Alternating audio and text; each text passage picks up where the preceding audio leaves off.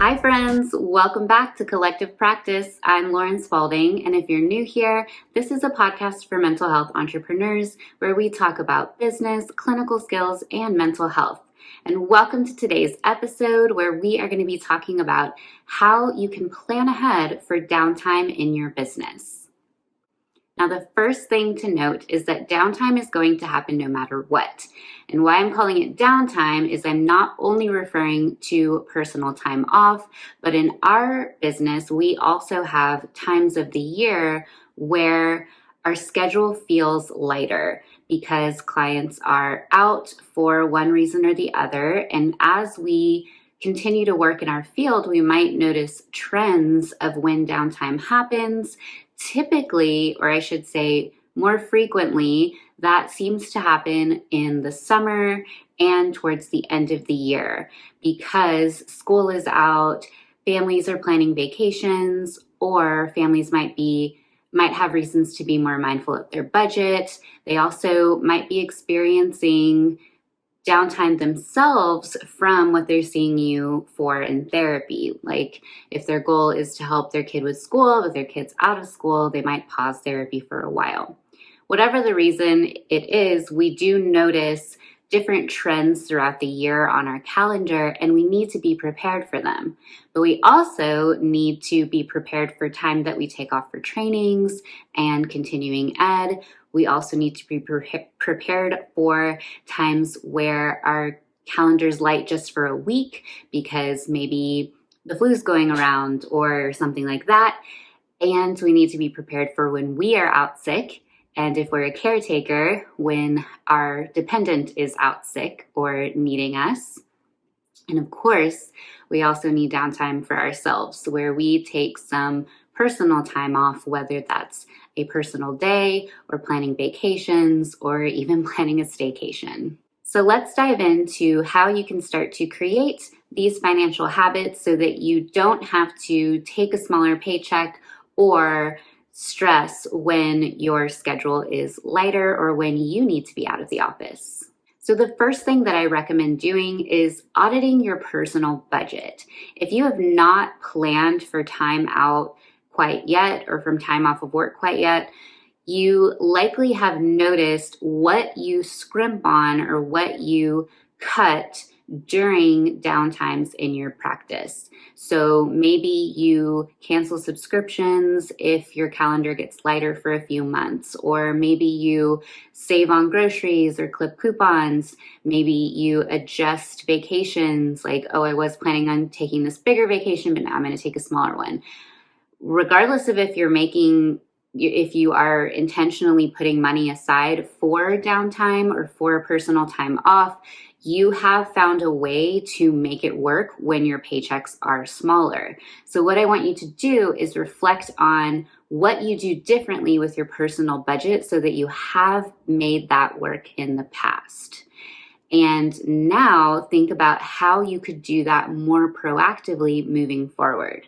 For example, if you notice that you tend to be more mindful of grocery shopping, whether that's buying a different label or cutting coupons or using a different grocery store, whatever that is, could you start doing that more regularly over an extended period of time rather than waiting until it's necessary? And that way you're not having to engage in that habit as much, you have more flexibility, and you are proactively taking the money that would be going towards that and putting it in the PTO bank.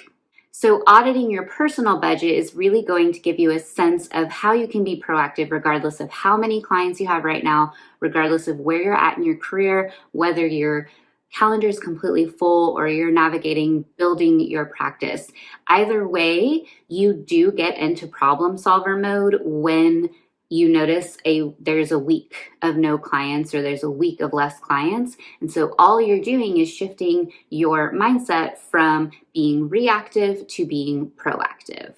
So now that you've explored where you could cut expenses to make this possible, I want you to shift your focus to your business revenue. Whether you have a business checking account or you let your revenue go into your personal checking, however you pay yourself, just take a moment to reflect on how much money you make per month. So you want to average how much have you made in the last 6 months or year, depending on how long you've been in business. And then you also want to average about how many days in the last year did you have to take off. And that might be adding up hours of shorter weeks or adding up weeks where you were out, whatever feels right to you, and you want to see what that number is. And what we're going to do with that information is we're going to set up a minimum goal for your PTO and an ideal goal for your PTO, because new habits are hard to form, and the easier that you make it for yourself, the more likely you are to keep this habit long term. So we're going to start with that minimum goal. How many days of the year do you want to put money aside for the uncontrollable variables? That's going to be when clients are out and when you were out because you were sick or a dependent was sick.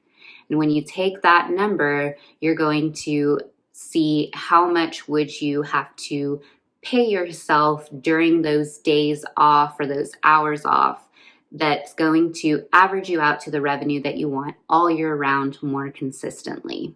So let's use numbers as an example. Let's say you make $3,000 a month on average, and your minimum goal for PTO is 14 days out of the year.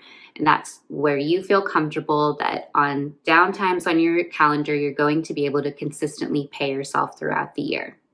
So for 14 days out of the year and averaging $3,000 a month, that's going to be about $1,500 that you want to save per year to cover those slower days or the times that you're out for the day or the week.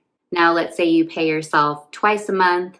That's going to be about $63 a paycheck that you don't pay yourself and instead put aside towards PTO.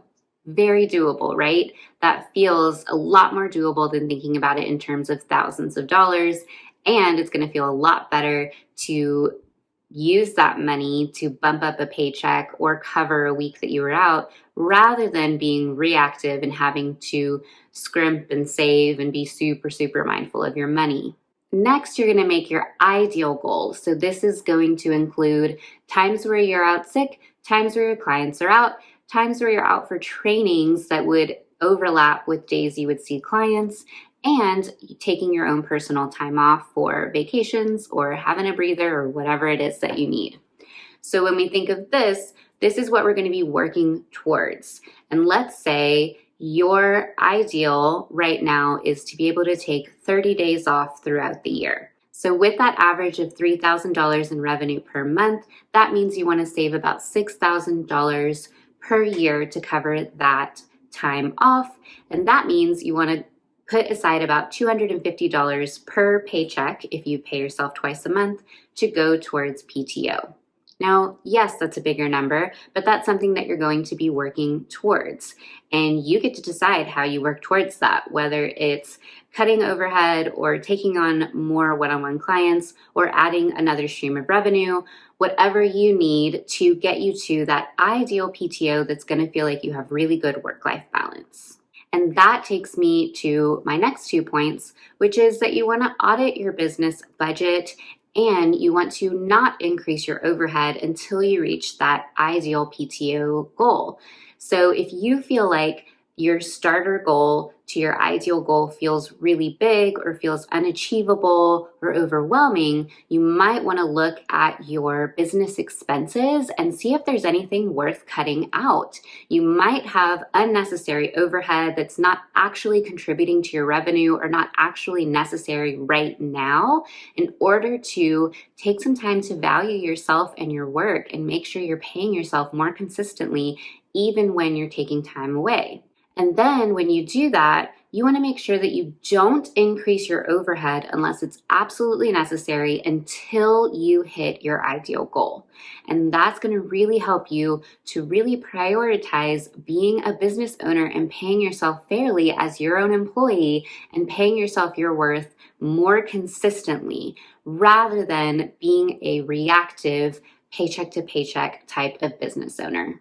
And a final bonus tip, make sure that you are reassessing this every year. As your income increases, you want to increase your PTO so that the higher paychecks can be covered when you take time off or when your clients are out. So don't hesitate, start forming this money habit now. It is going to make a world of difference in burnout, in how you look at your revenue, and in financially managing your money well as a business owner. And as always, if you have any questions, feel free to send me an email at lauren@laurenspalding.co, or if you're watching this on YouTube, feel free to comment your questions, or I guess Apple Podcasts as well, you can comment, and I will hopefully be able to get to those. I'm not as great as checking the comments, so if you want a guaranteed response, send me an email, and I'm happy to connect. And don't forget to follow me on my social medias. All of my handles are listed, and I look forward to connecting with you. I will see you in the next episode and hope you have a great rest of your day. Bye.